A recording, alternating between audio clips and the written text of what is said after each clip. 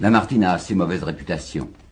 On parle de lui comme d'un poète langoureux, languide. C'était déjà Musset, je crois, qui parlait de lui comme un pleurard à nacelle. Et c'est Flaubert qui disait qu'il était responsable de tous les embêtements bleuâtres du lyrisme poitrinaire. Quand on pense d'autre part à Lamartine, homme politique, il a fait de la politique.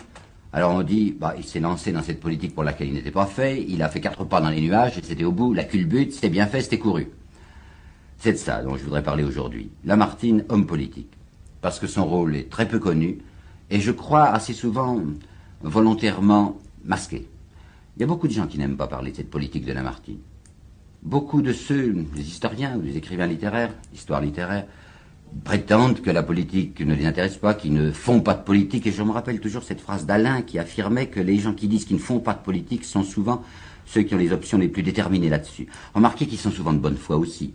Ils ont tellement la conviction que leurs options politiques sont conformes aux vérités éternelles, qu'en somme ils n'ont pas l'impression d'en faire de la politique. Tenez, à propos de Victor Hugo par exemple, je vois que beaucoup d'historiens, lorsqu'ils évoquent le changement brusque qui s'est produit dans l'attitude politique de Victor Hugo en 1849, expliquent ça par des raisons tellement petites que ça ne tient pas. C'est au mois de juillet 49 que Victor Hugo tout à coup a fait un discours qu'il a classé effectivement, comme on dit, à gauche ou à l'extrême gauche. Eh bien, ce discours de Victor Hugo, je ne veux pas citer ici de nom, enfin des gens qui l'ont étudié, vous disent Victor Hugo avait terriblement envie de se faire une grande réputation d'orateur égale à sa réputation de poète. Il a voulu faire un grand discours, ce discours était empoulé, ridicule, ses amis conservateurs se sont mis à se moquer de lui. Alors à cause de ça, Hugo est passé du côté de l'extrême gauche pour aller chercher là-bas un encens frelaté. Vous sentez bien que c'est une explication courte. Revenons-en à Lamartine. Et je voudrais étudier ce député Lamartine de 1833, au moment où il devient député, jusqu'à 1851, c'est-à-dire au coup d'État. Il a 40 ans, Lamartine, lorsqu'il entre dans la vie politique. Il a 40 ans, c'est en 1830 par conséquent, et tout le monde se rappelle qu'en 1830, c'était l'année de la Révolution de Juillet. Qu'est-ce que c'est la Révolution de Juillet? C'est donc la monarchie dite légitime, qui est renversée brusquement, et à laquelle se substitue la monarchie de Juillet, c'est-à-dire la monarchie des d'Orléans, dite illégitime. En 1830, Lamartine était encore diplomate. Il l'était depuis 1820, il est entré dans la carrière diplomatique en mars ou en avril 1820, il avait été donc diplomate 10 ans, et ça lui pesait un peu. Maintenant qu'il avait 40 ans, il avait envie de dire certaines choses qui lui paraissaient essentielles, et il avait le sentiment qu'un diplomate, qui doit obéir aux instructions de son gouvernement, n'est pas libre. Alors il démissionne. Il va quitter la carrière diplomatique, et c'est dans le dessein précisément de reconquérir une indépendance personnelle totale pour dire ce qu'il a envie de dire sur les grands problèmes. Quels sont les problèmes? Eh bien justement voilà. Lamartine est un des tout premiers en France, au XIXe siècle, à avoir posé la vraie question. Beaucoup de gens s'imaginaient encore en 1830 que c'était simplement un changement de régime, une affaire politique, quoi, la monarchie des d'Orléans remplaçant la monarchie Bourbon. Lamartine a le sentiment que le problème est un problème d'ordre social. Louis Blanc l'a vu, Saint-Simon l'a vu, Chateaubriand l'a vu en 1833-1834. Mais Lamartine, dès 1830, il faut regarder sa correspondance, explique à Virieu, à ses camarades, que le problème est maintenant ce problème de structure sociale. Il y a, vous le savez, enfin tout le monde le sait aujourd'hui, il y a ces concentrations industrielles qui commencent à se former autour de 1827-29. C'est la civilisation industrielle qui commence en France, il y a donc des concentrations de prolétaires, et il y a là des gens dont la destinée est effroyable, et qui deviennent de plus en plus nombreux à mesure que l'industrie se développe. Alors Lamartine, élu député en janvier 1933, dans les tout premiers, le deuxième ou le troisième, les discours qu'il va prononcer à la Chambre, va dire exactement ceci. Nous le dissimulons en vain. La question des prolétaires est celle qui fera l'explosion la plus terrible au XIXe siècle. Je vous apporterai encore une autre citation qui date de quelques années plus tard, où il dit « Y a-t-il ou n'y a-t-il pas eu de révolution française? C'est la question qu'on est toujours amené à se poser quand on regarde notre ordre social et économique. » Alors il a donc le sentiment qu'il n'y a pas moyen d'éviter ce problème, et voilà ce qu'il va essayer de faire. Lamartine est un conservateur, d'une manière naturelle, normale, puisque c'est un grand propriétaire terrien, il a 4 châteaux, il y en aura encore un autre qui lui viendra. Enfin, c'est un homme qui appartient à la classe possédante. Alors, voyant cet énorme danger social, il veut expliquer aux gens de sa classe, les conservateurs, que s'ils veulent éviter une révolution sanglante, un bouleversement et peut-être même une anarchie, il faut qu'eux-mêmes prennent les devants. à savoir pratique, une politique sociale humaine, il ne leur dit même pas chrétienne, enfin humaine, il ne fait même pas appel à leur sentiment de générosité, mais à leur sentiment de prudence. Et il leur dit, si vous ne prenez pas vous-même ces mesures sociales qui permettront à ces pauvres gens de respirer, eh bien vous êtes sûr que cette compression aboutira à une explosion. Voilà ce qu'il va faire pendant des années. Il a tenté de créer un parti qui n'a pas réussi du reste à la Chambre, parti social, comme il disait. Enfin, il explique à ses camarades qu'ils doivent être des conservateurs prévoyants. Il s'y applique pendant des années, jusqu'à l'année 1841. Je vous répète, il a été élu en 1933.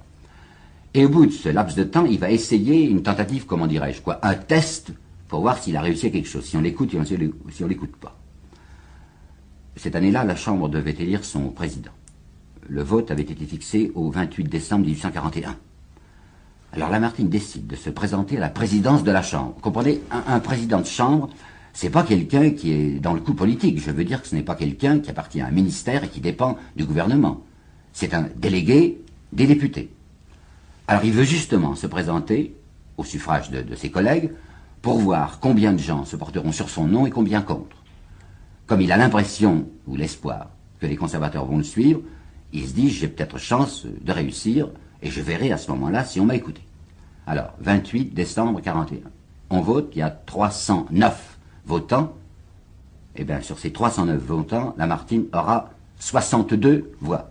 C'est-à-dire que le Parti conservateur, qui avait l'immense majorité, ne le choisit pas lui, parce que justement, c'est un ennuyeux personnage, c'est un empoisonneur, enfin, c'est un type qui dit des choses qu'on n'a pas envie d'entendre, alors qu'en face de lui, il y a un nommé Sauzet, député conservateur lui aussi, mais tout à fait rassurant, tout à fait tranquille, enfin, pas quelqu'un qui joue les Cassandres. Alors quand Lamartine s'aperçoit qu'on ne veut pas le suivre, que ses amis les conservateurs l'écartent en disant qu'il est assommant, qu'il leur assombrit leur destinée, qu'il leur parle de choses ennuyeuses, il va faire un choix, une volte-face, une rupture dans sa carrière politique très importante et que je n'ai pas vu souvent expliquer. C'est pour ça que je suis content de vous le dire. Alors voilà ce que Lamartine a l'intention de faire. Il va tenter de sauver ses conservateurs malgré eux.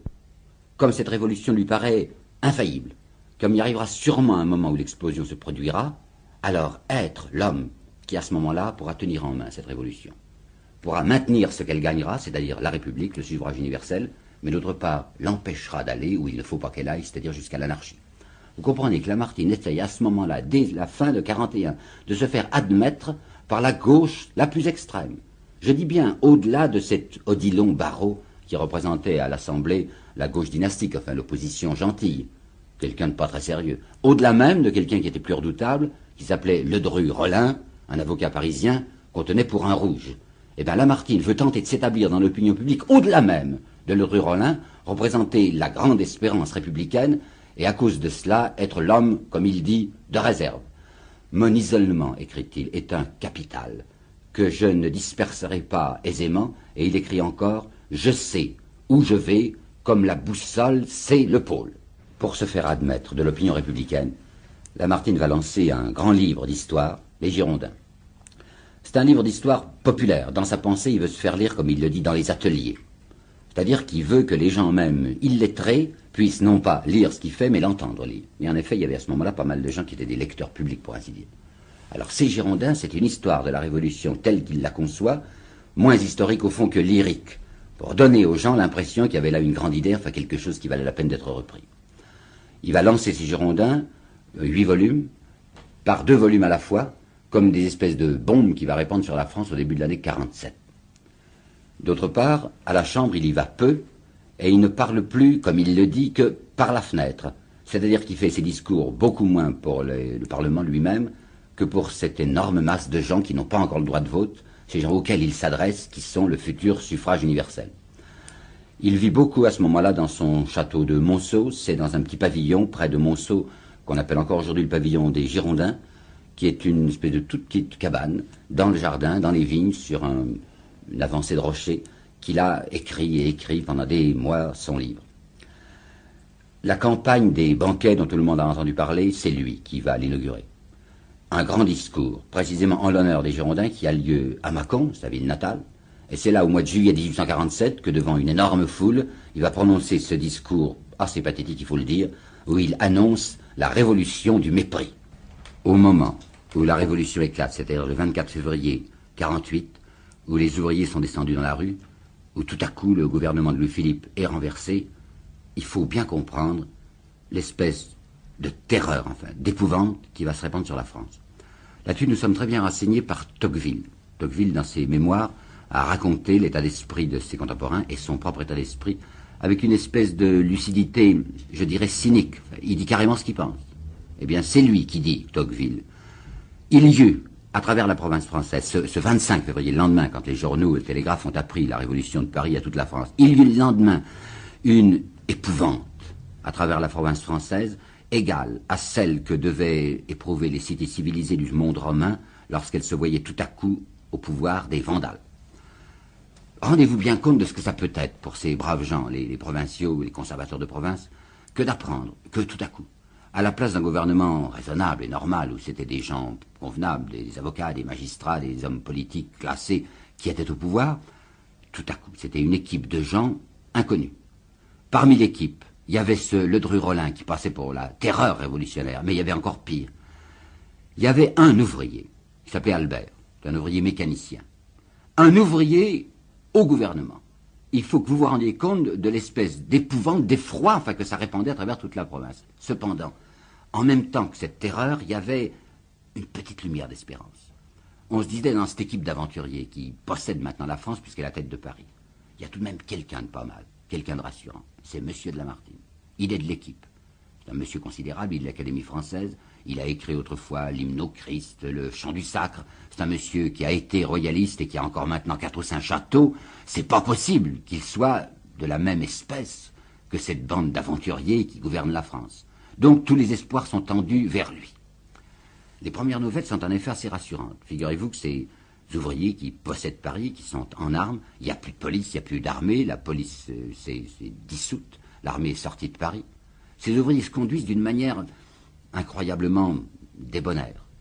Eux-mêmes organisent des piquets de surveillance devant les maisons riches, devant les banques, et c'est eux, gentiment, qui charbonnent sur les murs de Paris, morts aux voleurs, pour dire qu'il ne faut pas les confondre avec des pillards. Et le premier acte de Lamartine, c'est de faire voter, dès le lendemain de la Révolution, le 25 février, un décret, enfin pas faire voter, enfin obtenir du gouvernement provisoire, un décret abolissant la peine de mort en matière politique. Comprenez bien ce que ça signifie. Lorsque les gens de province disent « c'est la République qui est revenue », elle n'est pas tellement loin, la première République, la République terroriste, enfin 92-93. Alors quand ces braves gens pensaient République, ils pensaient guillotine.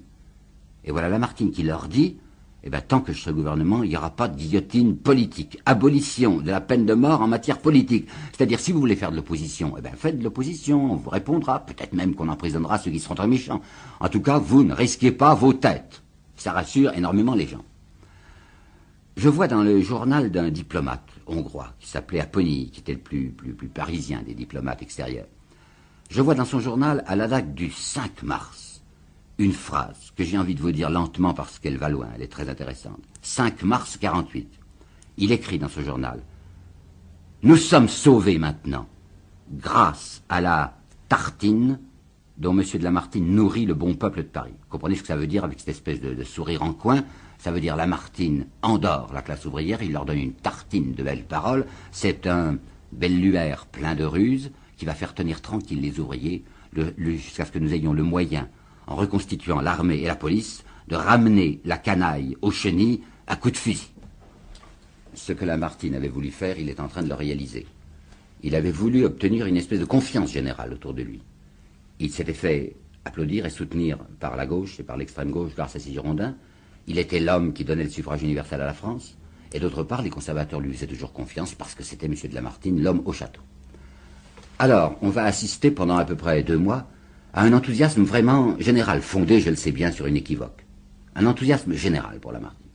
Et quand les élections vont avoir lieu, les élections d'avril 48, pour l'élection à l'Assemblée nationale, on va voir Lamartine rassembler 2 millions de suffrages sur son nom. Et j'insiste sur un point. Ce ne sont pas seulement les journaux de gauche et d'extrême gauche qui le soutiennent, mais ce sont les journaux qui vont devenir les plus ennemis de sa personne, qui à ce moment-là le portent au nu. Tenez par exemple, je vois l'Univers de Louis Veuillot. Tout le monde connaît Louis Veuillot, qui était un homme d'extrême droite. Eh bien, l'Univers chantait les louanges de M. de Lamartine en disant il faut que tous les catholiques se groupent derrière lui. Je vois la Revue des Deux Mondes, revue très sage et très conservatrice, qui l'appuyait à fond.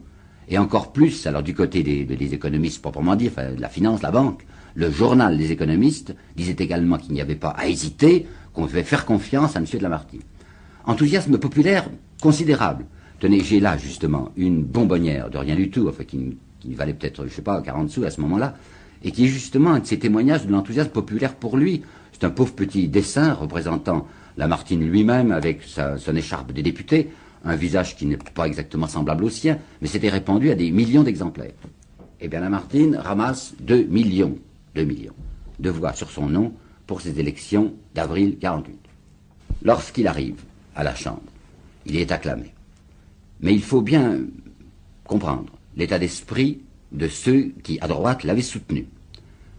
Vous vous rappelez ce que je vous ai dit d'Apponie, la tartine, etc., et Lamartine qui sauve les conservateurs parce que c'est un homme rusé et qui endort la classe ouvrière.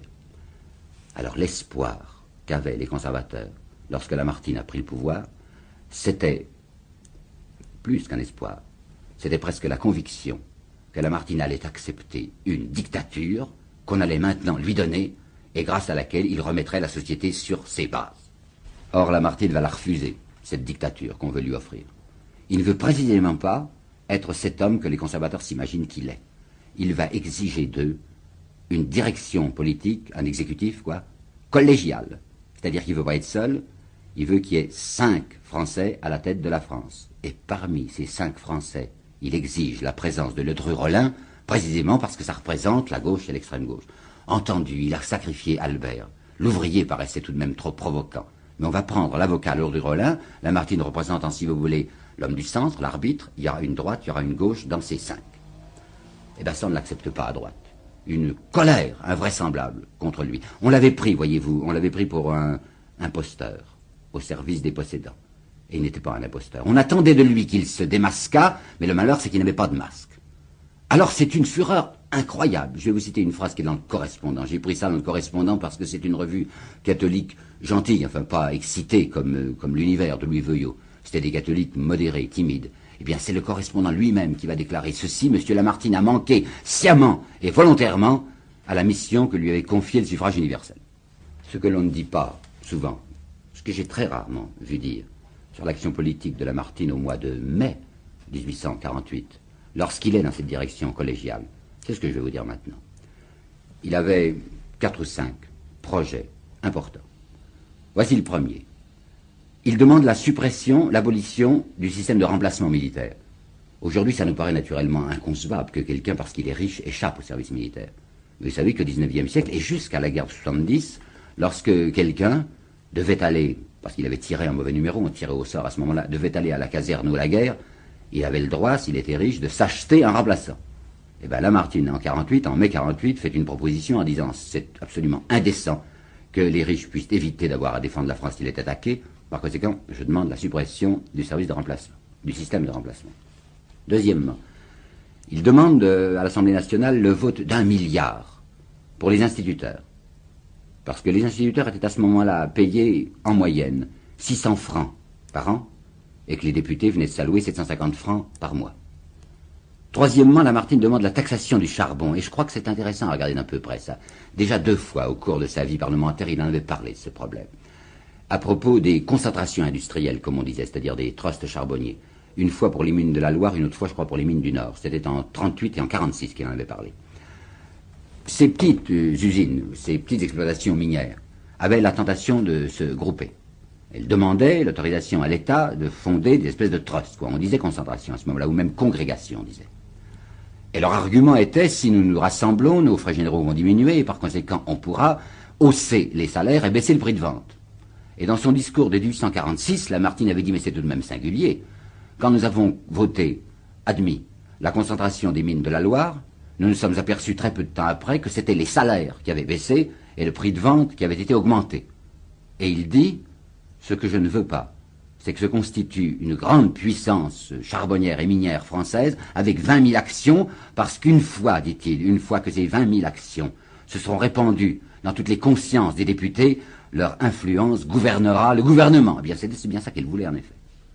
D'autre part, Lamartine demande l'établissement d'un impôt sur le revenu, et enfin, il voudrait la nationalisation des chemins de fer.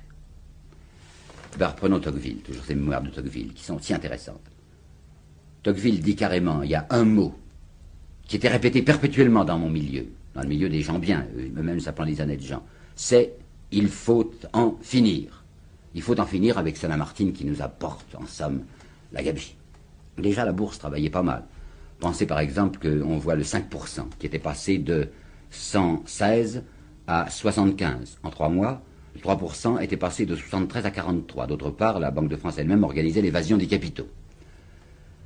Montalembert, qui était un des chefs du Parti conservateur catholique, va prononcer le 22 juin 1948 un discours assez extraordinaire qu'on ne voit pas souvent reproduit, c'est pour ça que j'ai l'intention de vous en parler.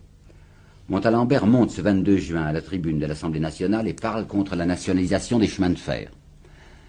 Et il déclare carrément, je vous assure que je cite exactement, il déclare carrément que le projet de nationalisation des chemins de fer, c'est une première brèche portée à ce rempart qui jusqu'ici a défendu la propriété. Non, il ne dit pas ça. A défendu la famille et la religion. Le projet de M. de Lamartine, déclare-t-il carrément, est un projet communiste. L'idée de génie de M. de Falloux, qui est celui qui a allumé la mèche des ateliers nationaux, eh bien la voilà.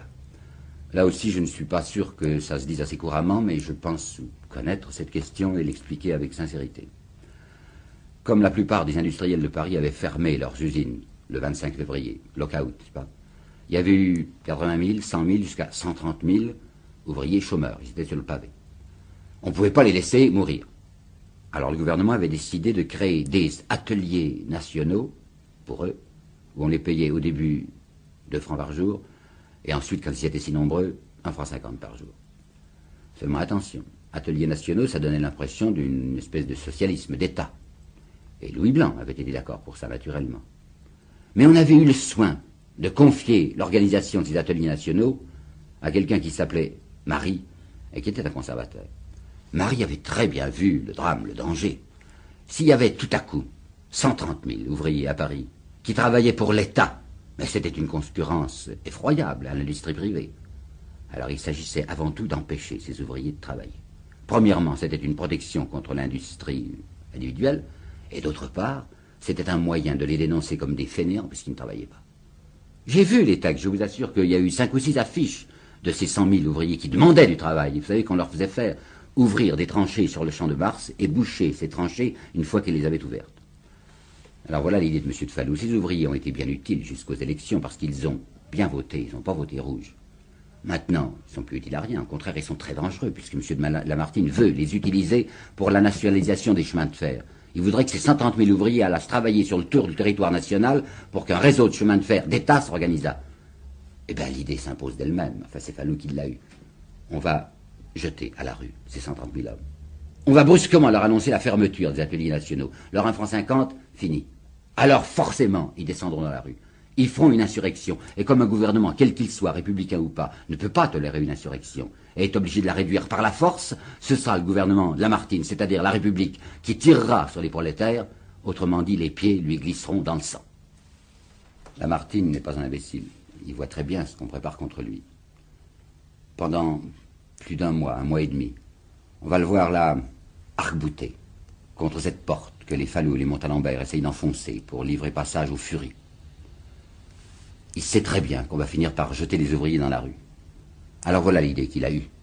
Essayer une parade. Essayer au moins d'empêcher l'effusion de sang. Il voudrait remplir Paris de soldats. Il voudrait qu'il y ait 60 000 hommes dans Paris et qu'au premier signe de trouble, les soldats fussent partout afin que les ouvriers, jetés dans la rue en effet, ne puissent pas faire de barricades, n'osent même pas en faire, enfin ne se fassent pas tuer. On s'arrangera après. Ce qu'il faut avant tout dans sa pensée, c'est empêcher qu'on tire dessus. Il compte pour cela sur Cavaignac. Cavaignac, c'est son ministre de la guerre, c'est un général.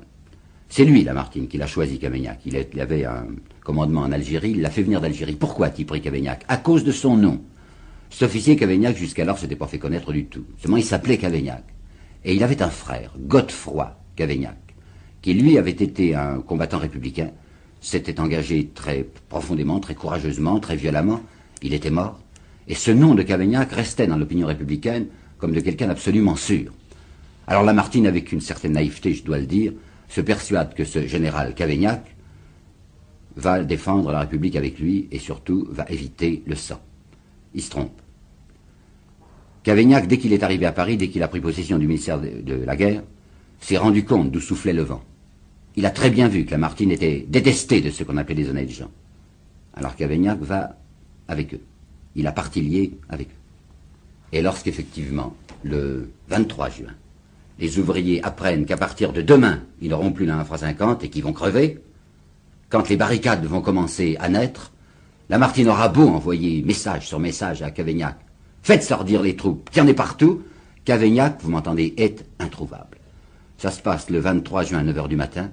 Lamartine lui a envoyé un émissaire au ministère de la Guerre pour lui redonner des ordres. L'émissaire revient en disant « Cavaignac est sorti, on ne le trouve pas ». Et toute cette journée du 23 se passera comme ça, Cavaignac étant introuvable. Hugo s'est précipité chez Lamartine, à l'hôtel de ville. Quand il a vu ça, il lui demande enfin « Qu'est-ce qui se passe ?» Et il raconte dans ses choses vues « J'ai trouvé Lamartine blême dans l'embrasure d'une fenêtre. Je lui demande « Mais quelqu'un est trahi ici ?» Et Lamartine m'a répondu, dit Victor Hugo, « Je ne suis pas ministre de la Guerre. » Le 23 juin 1948, c'est la journée où commencent les grands combats. Les ouvriers insurgés n'ont devant eux à peu près personne, pas de soldats, quelques gardes mobiles, des gardes nationaux, et ils sont libres, hélas, de faire toutes les barricades qu'ils veulent. Lamartine, ce jour-là, va essayer de se faire tuer. Lui-même le racontera dans ses mémoires politiques de 1863. Il s'est dirigé devant une barricade du faubourg du Temple, qui était crépitante, terrible. Il était monté sur son cheval noir, qui s'appelait Saphir, bien connu des Parisiens. C'était une jument noire avec une étoile losange sur le front blanc. Et cette barricade était extrêmement dangereuse, et c'est là devant que Lamartine s'avance sur son cheval. Mais les ouvriers le connaissaient, savaient que Lamartine était quelqu'un qui n'avait pas travaillé contre eux. Si bien que ces fusils qui tiraient se sont relevés quand Lamartine s'est avancé. Il ne peut pas mourir ce jour-là. Et le lendemain matin, à 10 h 30, 24 juin 1848, l'Assemblée nationale votera la destitution du gouvernement exécutif et les pleins pouvoirs civils et militaires à Cavaignac. Lamartine était un homme renversé. À partir de la fin de juin 1848, Lamartine n'est plus qu'un homme tombé et qu'on piétine. Je voudrais vous apporter là-dessus quelques citations. J'en trouve d'abord une chez Thiers, dans la correspondance de Thiers. Il écrit à Bugeaud, « Vous n'imaginez pas toutes les vilenies que M. de Lamartine a faites pour se maintenir au pouvoir. » Je vois la comtesse de Flavigny, qui sera très importante dans la Croix-Rouge française, et qui déclare « C'est l'homme qui nous a fait le plus de mal. » Et je vois aussi le comte Horace de Vieille-Castel, qui dit « Cet homme m'inspire le plus profond mépris. » Guizot avait trouvé une formule. Guizot avait été renversé par la Révolution de 48, détestait Lamartine, et il était tout content maintenant de voir que Lamartine, à son tour, était tombé. Et Guizot avait eu cette formule admirable, M. de Lamartine n'est pas un homme sérieux. Vigny, dans son journal, parle de lui avec mépris. Il dit, M. de Lamartine a une façon d'éloquence qui en impose aux médiocrités, ce qui signifie qu'on n'en impose pas à M. de Vigny. Il n'y avait vraiment que quelqu'un, dans la vie littéraire, qui reconnaissait la grandeur de Lamartine, c'était Victor Hugo. 2 fois il en parle à la fin de l'année 48 dans les choses vues. D'abord, il en parle à propos de l'élection présidentielle. Vous savez que la France a dû voter en décembre 48 pour savoir qui serait président de la République. Louis-Napoléon Bonaparte, un inconnu, avait surgi, et son nom était éblouissant. D'autre part, Cavaignac s'était présenté, et Lamartine aussi, se présentait à la présidence de la République. Eh bien, Louis-Napoléon Bonaparte aura 5 millions de voix, Cavaignac 1,5 million, et ce Lamartine, qui avait eu près de 2 millions de voix sur son nom aux élections d'avril, savez-vous combien il aura de voix à la fin de l'année? 17 000 dans toute la France. Il va tout de même essayer de travailler, de continuer à faire ce qu'il peut pour orienter les Français vers ce qu'il estime être la vérité. Il a fondé un journal qui s'appelle Le Conseiller du Peuple, qui est un mensuel. Et dans ce livre, dans ce périodique, il essaye d'expliquer avec honnêteté, sans amertume, n'accusant même pas Cavaignac, d'expliquer ce qu'on pourrait encore faire avec cette République piétinée, pour essayer tout de même de la faire vivre. Il n'y aura pas moyen. Personne ne l'écoute plus.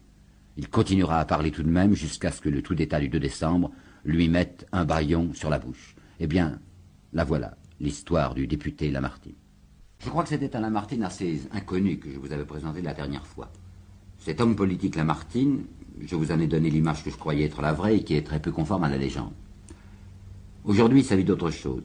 C'est l'individu, la personne humaine Lamartine, Monsieur Alphonse de Lamartine, dont je voudrais tenter l'approche. Et là, peut-être aussi avons-nous des choses neuves à expliquer. J'en ai trois à vous dire. La première, ce serait ceci. Lamartine était un homme sans bassesse. Quand j'entends sans bassesse, je pense à ces petites médiocrités qui arrivent souvent chez les gens de lettres. Ces jalousies, ces calculs, ces ambitions. Lamartine n'était pas du tout un homme de lettres. Il était préservé de ces petitesses, précisément parce qu'il était fort indifférent à ce qu'est la littérature en elle-même. Il n'était pas dans le coup, il n'était pas dans le combat. Je ne vois rien chez lui, par exemple, de cette hargne que l'on aperçoit chez le vieux Corneille à l'égard du jeune Racine, son rival. Je ne flaire rien chez Lamartine de cette odeur un peu aigre et rance qui sort d'Alfred de Vigny. Je le vois à l'égard de Victor Hugo, camarade, gentil. Il va l'aider au début de sa carrière. Il l'aidera même à entrer à l'Académie française. Absolument pas jaloux. Quand il est critiqué par la presse, et Dieu sait s'il l'est, ses recueillements, sa chute d'un ange, tout ça est très mal accueilli. Il n'y a pas de rage chez lui. Il parle gentiment, tristement, en disant « les journaux me traitent rudement mal », mais aucune colère. C'est quelqu'un qui ne croit pas à ce que l'on appelle l'immortalité littéraire. Ah, mais pas du tout. Un de ses amis, de la fin de sa vie, d'Argot, nous rapporte, à peu près scandalisé même, une phrase que Lamartine lui a dite et que pour ma part je trouve pas mal. Il lui dit « Je me soucie autant de mon nom après ma mort qu'un vieux fiacre de Paris, disons aujourd'hui un taxi, se souviendrait et se soucierait du numéro qu'il a porté quand il roulait dans les rues. » Ce que l'on appelle l'immortalité, quoi, pour un homme de lettres, c'est un certain nombre d'années où on parlera de lui. Et après tout, qu'est-ce que ça lui fait, à lui qui est ou bien dans le néant, ou bien ailleurs? Les honneurs, ça n'intéresse non plus pas du tout. Pensez donc que cet homme qui a été chef de la France terminera sa vie avec une toute petite décoration, enfin le simple ruban rouge de la Légion d'honneur. Il n'a été ni commandeur, ni officier, ni grand croix. Ces choses-là, je ne dis pas qu'elles se demandent, mais enfin on fait savoir que ça intéresserait le possesseur éventuel. Eh bien Lamartine, ça n'intéresse absolument pas. La politique. Vous avez vu aussi comme il l'a conçu, la politique sans bassesse. Tenez, comparons-le à quelqu'un comme Constant. J'ai bien étudié aussi Benjamin Constant. J'ai vu comment il avait fait pour se pousser dans la politique française. C'est un aigre petit chacal, qui mord à droite et à gauche, qui envoie un curé au bagne parce que ce curé le gêne pour qu'il soit député. C'est un homme qui travaille dans les coups d'État. C'est un homme qui songe avant tout place, émolument. Bah, je crois que vous avez vu avec moi la dernière fois que c'était pas tout à fait comme ça que Lamartine envisageait la politique. Et l'argent. On a assez dit que Lamartine était un homme qui avait dilapidé sa fortune. Et c'est parfaitement vrai que la fin de sa vie a été accablée par le problème des dettes. Je voudrais regarder un instant ça avec vous. C'est pas vrai d'abord que c'était un homme qui pratiquait l'ostentation. Absolument pas. Je lui vois seulement une fois dans sa vie faire des dépenses somptuaires lorsqu'il est parti pour l'Orient, nous en reparlerons, et qu'il est parti avec un bateau qu'il avait frété. C'est entendu, c'était pas pour éblouir personne, c'était parce que c'était plus commode pour sa femme, sa fille et les deux amis qui l'emmenaient d'avoir loué tout un bateau. La vérité sur les dépenses de Lamartine, c'est deux choses. Premièrement, il se trouve qu'il est le seul garçon de cette famille, Lamartine. Seul mâle, et à côté de lui 5 sœurs. Alors comme on faisait dans ces familles d'Ancien Régime, c'est lui qui aura tous les châteaux et toutes les terres, parce qu'il a le nom. Les sœurs, d'autre part, il est gentil avec elles, il ne veut pas qu'elles soient désavantagées. Alors pour chacune de ses sœurs, il a établi et signé qu'il leur verserait annuellement des rentes en argent liquide. Là, vous voyez le problème, il y a un Lamartine qui est propriétaire terrien, et la terre, ça rapporte pas tous les jours, pas tous les ans. Et néanmoins, même les années où la terre lui a coûté, il est obligé, parce qu'il le veut, et qu'il est fidèle à sa parole, il est obligé de verser des sommes considérables en espèces à ses 5 sœurs. Il y en a 2 qui sont mortes en 1824, n'empêche qu'ils payent à leur mari. Eh bien, c'est ça, l'origine de l'engloutissement graduel de Lamartine. Et d'autre part, il y a aussi le fait que c'est un homme qui donnait extraordinairement. Ça a l'air un petit peu du lyrisme, ça, enfin, une espèce de blague que Lamartine se ruinait à donner. Mais je voudrais vous apporter une preuve, une de ces preuves qui sont indiscutables, parce qu'elles ne sont pas faites justement pour la montre et pour l'apparence. Lamartine est quelqu'un qui a pris au sérieux ce qui est dit par Bossuet, que le riche doit être un dispensateur. Et je vois très bien dans la correspondance de sa mère, on a retrouvé ça, j'en ai publié moi-même des lettres, où elle lui dit « N'oublie pas que c'est un devoir pour toi de songer à ceux qui n'ont pas d'argent et qui souffrent. » Alors, le petit détail que je vous apporter, ben le voici. Pourquoi il est intéressant, pourquoi il est important, mon détail? C'est parce que c'est pas quelque chose qui a été fourni dans un article de propagande sur Lamartine. C'est pas dans un livre. C'est une lettre absolument intime, et dont le scripteur ne se doutait pas qu'elle serait jamais publiée. Il s'agit d'un garçon qui s'appelait Jussieu de Sedevier, et qui, en 1847, devait épouser une des nièces de Lamartine. Alors ce garçon était extrêmement fier de se trouver chez Monsieur de Lamartine, un homme illustre, il le regardait de près, il l'observait, il prenait des notes, et il écrivait à ses parents. Alors, ce que je vais vous raconter, c'est dans une lettre de Jussieu de Tiennevier à son père. Et je répète, jamais ce garçon pouvait un instant se douter que cette lettre deviendrait publique. Ben voilà ce qu'il raconte. Il était à cheval avec Lamartine, un jour autour du château de Saint-Point. Les dames suivaient dans une calèche. Lamartine, à un moment, sur son cheval, s'engage dans un chemin étroit. Ce chemin était bordé d'épines de chaque côté. Il était donc à cheval, je répète, et Jussieu de Tiennevier le suivait. Lamartine s'engage dans un sentier étroit, qui était bordé des deux côtés par des buissons d'épines. Dans le sentier, il y avait un vieux bougre, un paysan, là. Il était engagé dans le sentier, Lamartine ne pouvait pas reculer, et pour laisser passer le cheval, il a fallu qu'il s'enfonce dans les épines. C'était pas agréable pour ce monsieur de Lamartine à cheval de pousser comme ça le manant. Le vieux bonhomme a enlevé son béret, qui était très crasseux, et il a profité de ce qu'il était bousculé par le cheval de Lamartine pour tendre son chapeau, pour essayer d'avoir quelque chose. Alors c'est là où Jussieu de Tiennevier intervient, et dit, monsieur de Lamartine a donné quelque chose au bonhomme. Et un peu indiscrètement, je me suis penché sur mon cheval pour regarder ce que Lamartine donnait. Il n'avait pas donné une pièce d'argent, ni une pièce d'or. Il avait donné un bout de papier plié qui me semblait bien être un billet de banque. Alors j'ai regardé dans le bonnet du vieux, il avait donné 500 francs. Rendez-vous compte que 500 francs de 1847, ça fait un pouvoir d'achat de 1500 francs suisses d'aujourd'hui. Lamartine donnait 1500 francs suisses à un type parce qu'il l'avait obligé de se garer et de s'enfoncer dans les épines. Il est vrai que Lamartine venait de signer très peu de temps auparavant ce contrat des Girondins qui lui rapportait en francs suisses d'aujourd'hui 1 million. N'empêche qu'il avait donné 1500 francs. Alors c'est pas très étonnant que cet homme se soit ruiné. Voilà pour l'argent. Maintenant, je voudrais vous parler d'autre chose, c'est la volonté chez Lamartine. Un homme de volonté. Dans ses carnets de travail, qui existent à la Bibliothèque nationale et sur lesquels j'ai pas mal travaillé quand je faisais ma thèse sur Josselin il y a de ça 20 ans, j'apercevais souvent dans les marges un profil que Lamartine dessinait. Un profil qui était toujours le même, sur l'interprétation duquel j'hésite. Je ne sais pas si ce serait un profil de Bonaparte, ou de Byron, ou de Lamartine lui-même. J'inclinerais à penser que c'est Lamartine qui se dessine, qui se stylise. Ce qu'il y a de frappant dans ce portrait, c'est le manteau. Un manteau puissant, volontaire. Et quand je dis volontaire, c'est que précisément, une fois, il se trouve que Lamartine a mis une légende, comme on dit, sous ce profil, où il a mis précisément lettre capitale, volonté. Dans une lettre que Lamartine écrite à Aimé Martin en 1831, il lui dit exactement ceci. Agir sur les autres, ce n'est rien, c'est facile. Mais réagir sur son propre cœur, là voilà la victoire, dure et difficile. Et quand il dit ça à Aimé Martin, il veut parler de l'amour, des amours. Regardons ça d'un peu près dans cette vie de Lamartine. Je vois une lettre de lui à Victor Hugo, 1824, ça lui fait donc 34 ans, où il lui dit, vous savez, ma vie personnelle n'a été qu'un tissu de désordre jusqu'à 27 ans. Je crois qu'il aurait pu dire jusqu'à 29 ans. C'est pas le lieu d'examiner tous ces désordres de Lamartine. Il y en a un qu'on connaît qui est assez cruel. C'est l'histoire de la petite Graziella, qui s'appelait pas Graziella, qui s'appelait Antoniella. Et il est assez évident que dans ces histoires-là, Lamartine a joué avec cette fille parce qu'il y avait cette différence sociale incroyable entre monsieur de Lamartine, un seigneur, et cette petite qui était une ouvrière, cigarière. Aucune importance. Et ça lui est resté dans l'esprit. Et dans le cœur, et sur la conscience. Bon, toujours est-il qu'effectivement, jusqu'à 30 ans, disons, jusqu'à 29 ans, 30 ans, Lamartine va de femme en femme. Cette année-là, 1820, il a 30 ans, il se marie. Et le jour où Lamartine se marie, où il fait devant l'autel une certaine promesse de fidélité, il y croit, et il la tiendra. C'est pas tellement banal, surtout dans les vies d'hommes de lettres au XIXe siècle et avant et après.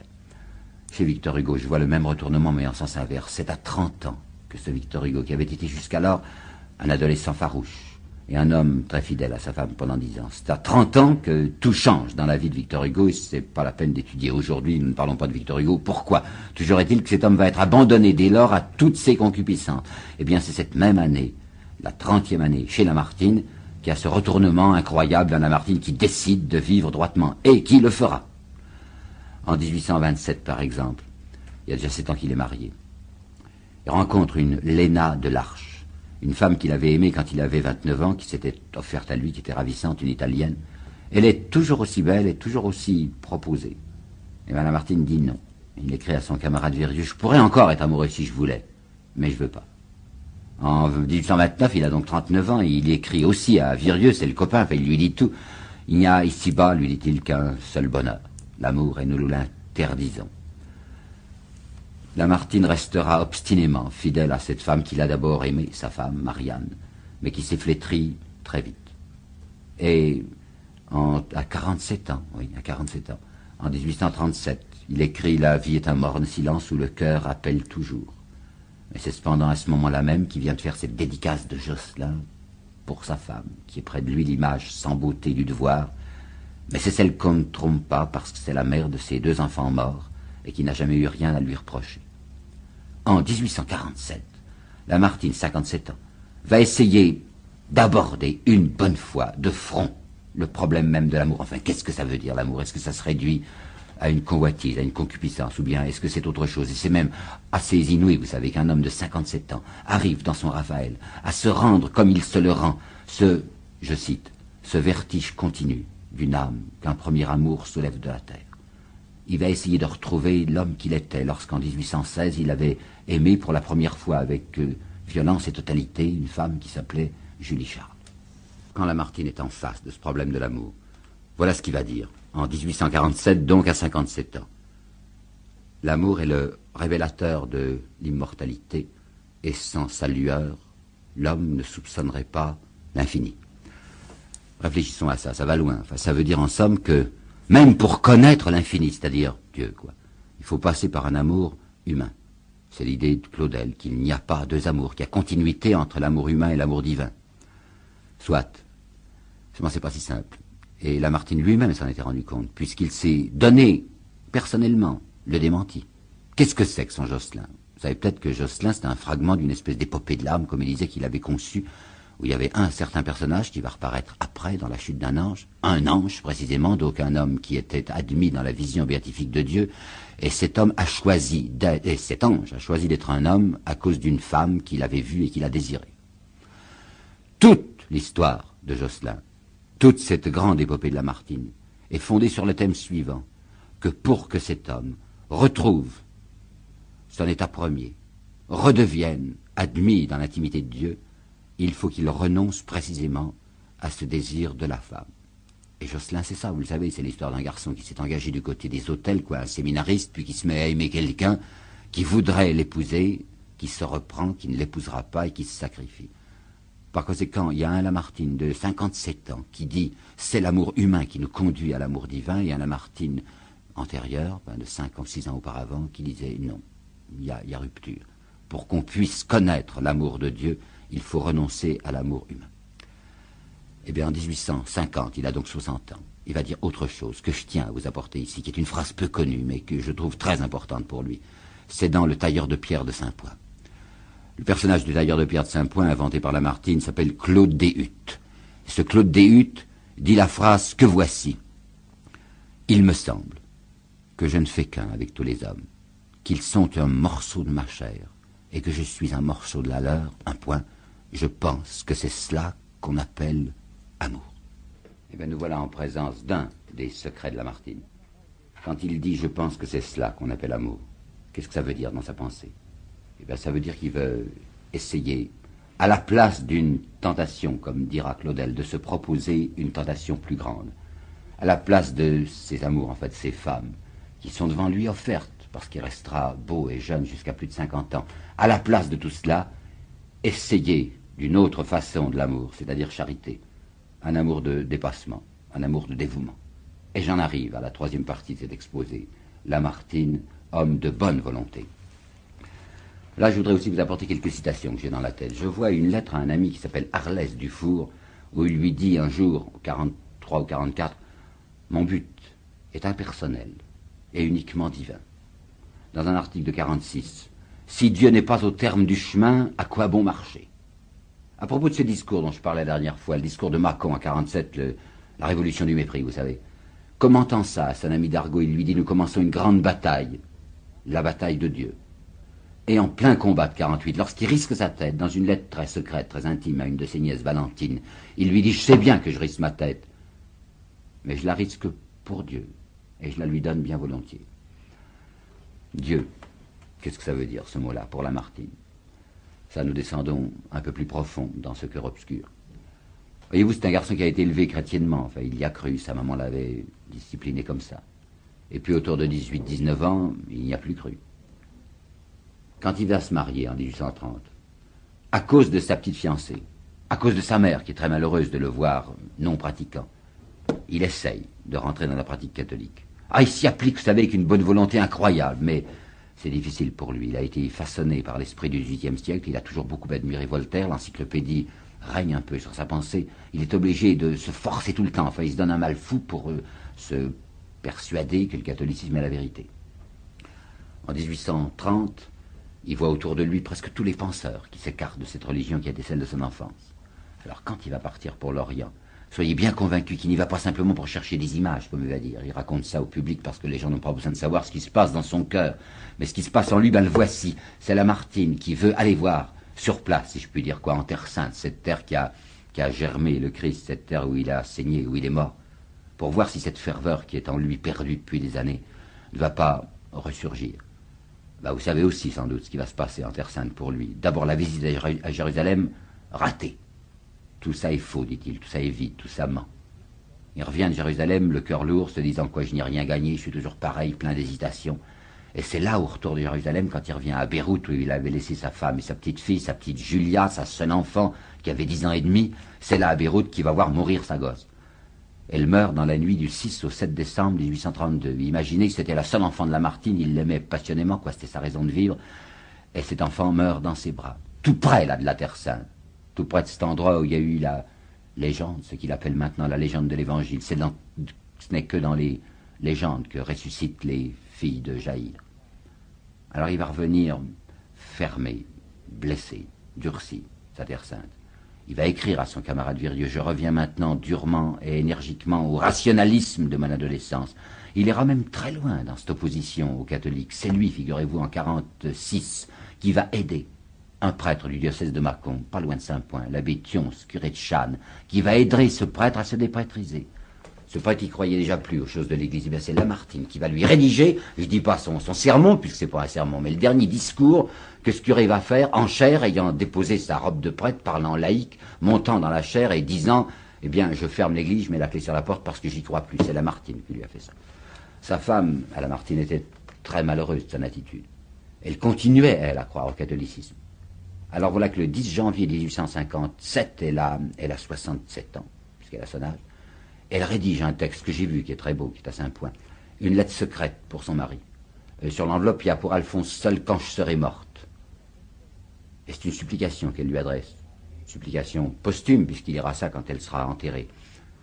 Elle lui dit, quand je serai, comme je l'espère, de l'autre côté, purifié de tous mes péchés, je voudrais que toi aussi, tu cherches la rédemption par Jésus-Christ pour que nous soyons ensemble dans le paradis. Il va lire ça au mois de mai 63, 73 ans, sa femme vient de mourir, ça ne changera rien.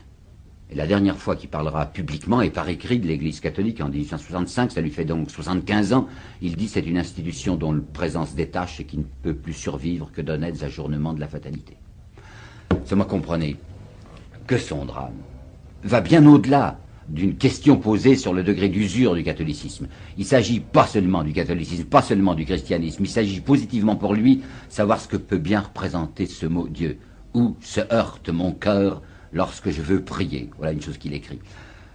Il n'y a pas d'homme, à mon avis, au XIXe siècle, il n'y a pas d'homme qui ait été plus éloigné que Lamartine de l'idée de ce que pouvait être une vision béatifique, en fait une pensée mystique. Quand il pense paradis, en se disant peut-être que ça existe, quand il pense paradis, il pense une autre terre, avec tout ce qu'il a aimé sur la terre. Ô cœur de l'homme, écrit-il une fois, à qui tout est nécessaire de ce qu'il a aimé un jour. Et à ce point même que dans le dernier texte poétique parti de sa main, qui est le plus beau, qui s'appelle La vigne et la maison, il dit que ce qu'il demande à Dieu de l'autre côté, si Dieu existe et s'il y a un autre côté, il demande de retrouver son Milly, quoi, sa terre natale, comme il disait, sa petite maison, non plus grand, non plus beau, mais pareil, mais le même. Il n'est pas sûr qu'il le retrouvera, parce qu'il n'est pas sûr qu'il y ait un bon Dieu. Écoutez, mon fantôme habituel, c'est Lamartine qui parle, mon fantôme habituel est un je ne sais quoi de désordonné et de malfaisant, qui règne sur le monde comme une divinité aveugle, malfaisant, vous avez entendu. Et quand sa fille est morte et qu'il écrit les premiers vers qu'il écrit après, il est allé en promenade à Balbec, il a été voir les grandes ruines, il dit qu'il entend siffler le vent moqueur dans les ruines de Balbec. Et j'ai une autre lettre de lui précédente qui est de 63 ans, donc à un ami, un professeur de Paris qui s'appelait Valette. Il dit à Valette, ce que vous avez remarqué, la plupart des gens qui ont essayé de travailler pour Dieu, Dieu se prononce contre eux. Je ne sais pas pourquoi je vous pose la question. Et il écrit ceci exactement. Moi, je suis dans la fournaise et j'y vois que du feu. Alors, c'est pas très surprenant que cet homme ait été frappé de la tentation du blasphème et du désespoir. C'est un mot qui ne va pas avec Lamartine, blasphème. On se figure tout de suite qu'un homme adorant Lamartine. Je ne sais pas si vous avez lu les méditations. Dans les méditations, il y a un texte qui s'appelle le désespoir et qui n'est pas de la rhétorique. Le désespoir, c'est un cri de fureur. Et qu'est-ce que c'est que sa chute d'un ange? Mais c'est son histoire à lui. C'est l'histoire d'un homme qui s'est marié, qui a eu 2 enfants et qui voit mourir ses 2 enfants. Et à la fin, ce Cédar, l'ange déçu dans le désert, qu'est-ce qu'il fait? Il ramasse des pierres à poignées et il les lance contre le ciel, à la face de Dieu. Désespoir, dégoût. Dégoût. En 1850, le comte d'Orsay, qui était à la fois un mondain et un sculpteur, avait envoyé à Lamartine un buste qu'il avait fait de lui. Lamartine ne sait pas comment répondre à d'Orsay. On ne paye pas un homme du monde pour son buste. Alors il va lui composer une poésie, des stances, de très belles choses, qui s'appelle Stances à d'Orsay. Et c'est lui, Lamartine, qui se représente regardant son propre buste et ne se reconnaissant plus. Et il termine son texte en disant « Laissons aller le monde à son courant de boue ». Et quand il a achevé son travail, il le lit, c'était un soir de septembre 50, à ses amis, un groupe qui était là réuni à Saint-Point. Il lance les feuillets sur la table, et je m'excuse de la citation que je vais faire, il leur dit « C'est mon va te faire foutre lancé à la France ». Et il écrit encore à 73 ans, il y a des taches sur Dieu. Tout homme intelligent marche sur le tranchant d'un glaive entre la superstition et l'athéisme. À 2 reprises, dans son œuvre, dans La chute d'un ange en 1837, et dans une pièce de lui qu'on ne lit plus, on a tort, qui s'appelle Toussaint l'ouverture et qu'il a écrite en 1839, à 2 reprises, il y a ce qu'on peut bien appeler une prémonition. Quoi donc? Les 2 fois, dans ces 2 textes dont je vous parle, il y a l'image de quelqu'un qui essaye de sauver les esclaves, de se proposer comme leur chef, pour les amener à une vie meilleure. Et les 2 fois, les esclaves se retournent contre lui et le piétinent. La première fois, c'est Cédar, dans la cité des géants, qui appelle les esclaves de la cité à la rébellion, et ils se retourneront contre lui.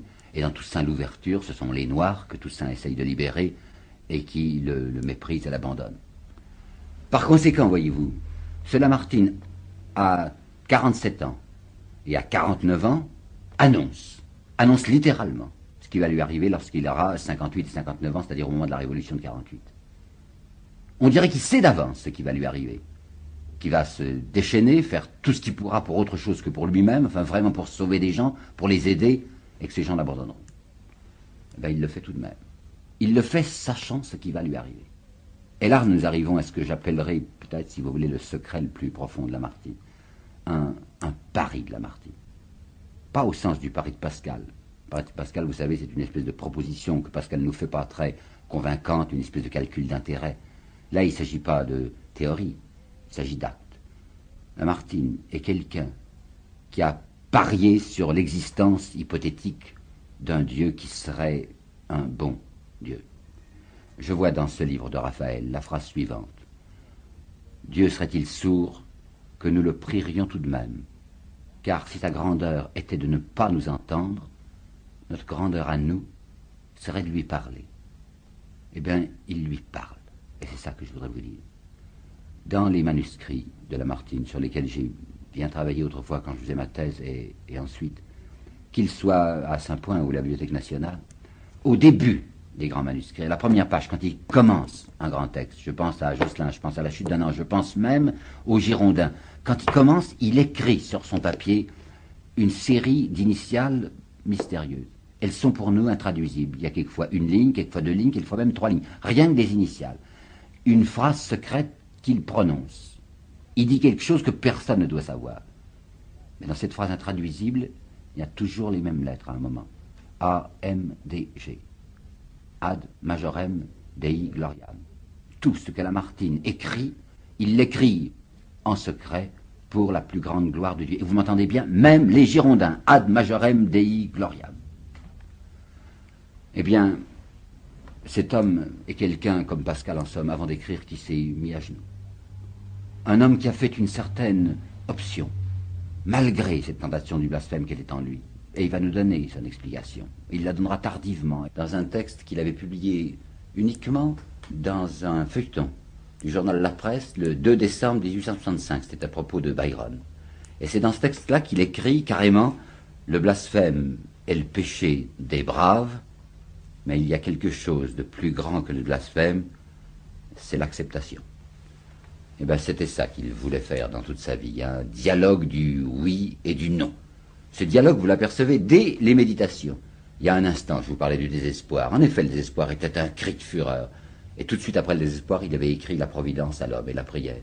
Entre Jocelyn même et la chute d'un ange, eh bien, il y a la même répartie du oui et du non. Puisque la chute d'un ange, c'est ce non, c'est cette fureur. Et Jocelyn, qu'est-ce que c'est à la fin, Jocelyn? C'est un juste martyrisé, quelqu'un qui renverse la tête et qui dit « tout est bien ». Peut-être quelques-uns de ceux qui m'écoutent ont-ils vu la tombe de Lamartine, à Saint-Point. C'est une chapelle, assez banale, imitation gothique. Sur cette chapelle, il y a écrit en haut « Speravit anima mea ». C'est une phrase banale. « Mon âme a espéré ». Un psaume. Et longtemps, pendant que j'ai vu ce texte, longtemps je me suis dit, bien, c'est une de ces phrases connues qui sont là parce qu'elles y sont traditionnellement. Il semble que ça soit comme la montée calme d'un encens. Eh bien, pas du tout. Maintenant, après cette assez longue fréquentation de Lamartine, je crois avoir compris ce que ça signifiait. Cet homme qui dit « mon âme a espéré », en réalité, c'est une flamme entrecoupée et tordue. C'est la profération d'un cri qu'un être s'arrache dans un coup de force permanent de sa volonté. Eh bien, le voilà, je crois, le vrai Lamartine. Je ne passe pas en critique littéraire pour quelqu'un de très complaisant et très naïf. Je crois bien qu'on me reproche même assez souvent de me mêler de ce qui ne me regarde pas et de dire sur Vigny ou sur Benjamin Constant des choses dures parce que je les crois vraies. Alors ce portrait que je vous ai présenté de Lamartine, il est évident qu'il semble embelli. La tentation, en m'entendant, c'est de se dire le sublime, ça n'existe guère que dans les conférences ou dans les livres ou à la télévision, mais ça n'existe pas dans la vie. Eh bien si, faites-moi confiance. Lamartine, il était comme ça. Les dernières photos que nous avons de lui sont très saisissantes. Cet homme qui a 75 ans se tient dans une de ces photos debout devant l'objectif, avec je ne sais quel défi dans le regard. Il est mal peigné, il est mal habillé, il est pauvre, ça se voit. Il est redressé. Il y a en lui une espèce de force, de volonté qui n'est jamais tarie, une protestation, une ténacité. Il mourra, vous le savez, en deux étapes, si je peux dire. Cet homme expirera à la fin de février 1869, mais en fait, il n'est déjà plus de ce monde à partir du mois de mai 1867. Je sais bien qu'il y a plusieurs livres qui disent que Lamartine s'est converti, a retrouvé la foi de son enfance à la fin, et c'est absolument vrai qu'un prêtre était venu à son chevet. Mais c'était un absent à qui ce prêtre donnait les derniers sacrements. Lamartine avait eu une attaque en montant l'escalier de sa maison au mois de mai 67. Cette année-là, sa nièce l'avait emmené incognito en Suisse. Je ne sais même pas où il est allé, je sais qu'il est venu en Suisse.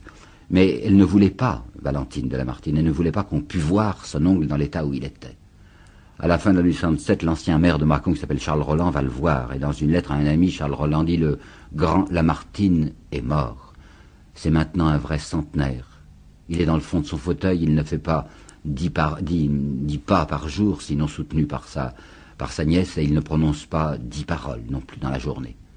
Pendant l'année 68, il va se survivre, et voici, si vous voulez, le détail même, les derniers instants, ça peut avoir sa signification. Lamartine était couché depuis des mois, à peu près inconscient, et dans cette nuit du 27 au 28 février 69, il égrenait vaguement des raisins de serre qu'on avait conservés de sa propriété de Monceau, sans avoir même la force de les porter à sa bouche. Par une circonstance assez singulière, Lamartine ne voulait pas que les volets fussent fermés dans son appartement. Il y avait de doubles fenêtres pour se protéger du froid, mais il aimait regarder la nuit. Et voilà que cet homme qui avait perdu connaissance depuis des jours, tout à coup rouvre les yeux. Il laisse tomber ses grains de raisin et il tourne le visage vers la fenêtre. Regarde la nuit où il y avait en effet des étoiles. C'était une nuit très pure. Et c'est en regardant cette étoile que tout à coup son souffle s'est arrêté. On nous dit volontiers que c'était un homme féminin. Jules Lemaitre se moquait de lui en disant la littérature de Lamartine c'est gnangnan, et je sais que Proudhon l'appelait un fémelin justement.